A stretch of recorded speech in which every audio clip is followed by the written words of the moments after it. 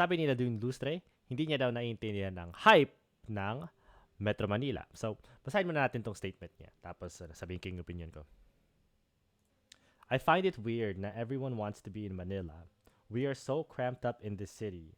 There are so many people here, para na tayong sardinas here sa Manila. We're so concentrated here kasi. I wish that eventually they would develop another city or another province so that we become decentralized. Nadine Lustre. Okay. Okay, sa totoo lang guys, saludo ako kay Nadine Lustre na sinabi niya to.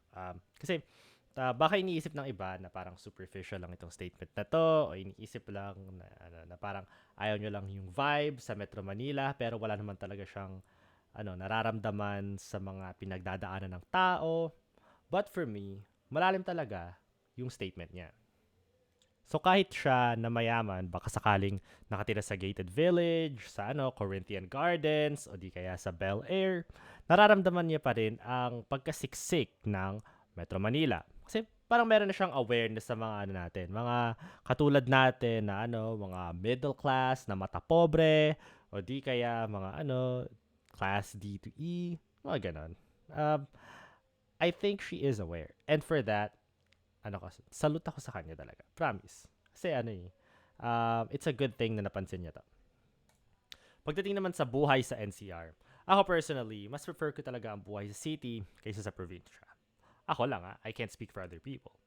Ako, mas prefer ko talaga yung mas marami kang magagawa, mas maraming amenities, mas maraming mapupuntahan, etc. However, gayon pa man, may mga tao na mas gusto ang tahimik na buhay at nararamdaman lang nila yon sa probinsya at hindi sa city. So parang gusto nila na nasa umaga, manok lang ang naririnig nila imbis na videoke. Understandable. Kasi minsan nakakaumay yung mga nagvi-videoke, lalo na pag umaabot sila ng umaga. Katulad sa likod. Anyway, bakit nga ba ganun? Bakit nakakaramdam ang tao ng vibe na parang lahat na lang ng opportunity nasa Metro Manila?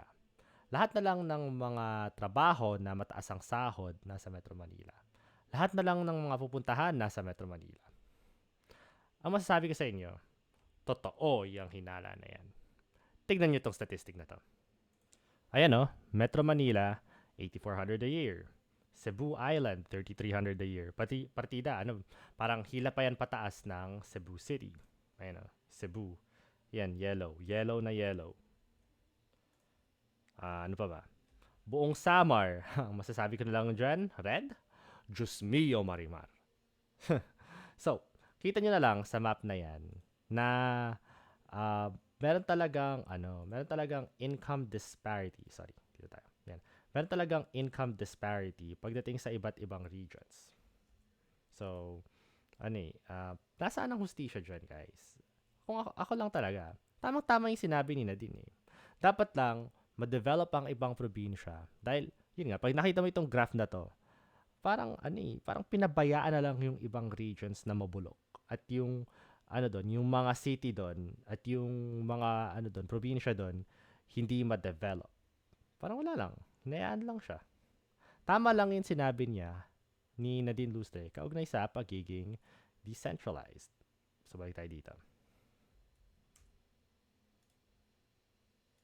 Siyempre, hindi dapat natin kalimutan na minsan, ang mga politiko mismo ang sagabal sa matinong development ng region kung saan sila namumuno. But nevertheless, wala sila masyadong kapangyarihan kumpara sa magagawa ng Malacanang para sa mga regions na underdeveloped.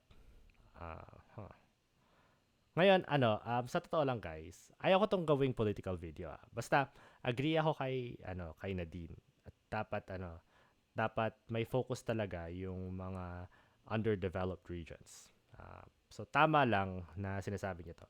Ako, maliit lang akong YouTuber. Pero yung mga celebrity talaga, sila yung may mga pinakamalaking influence na makakapag-affect ng change. Kaya, the fact na sinabi niya to, it means a lot.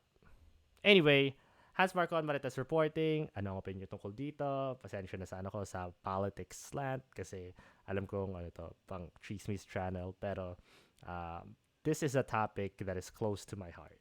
Sa totoo lang. At ang tanong ko sa inyo bago kayo umalis, sa palagay nyo ba, sa Metro Manila lang ba, nakatutok ang mga Pinoy kung may balak silang makaraos? Yun lang sa ngayon. See you next time.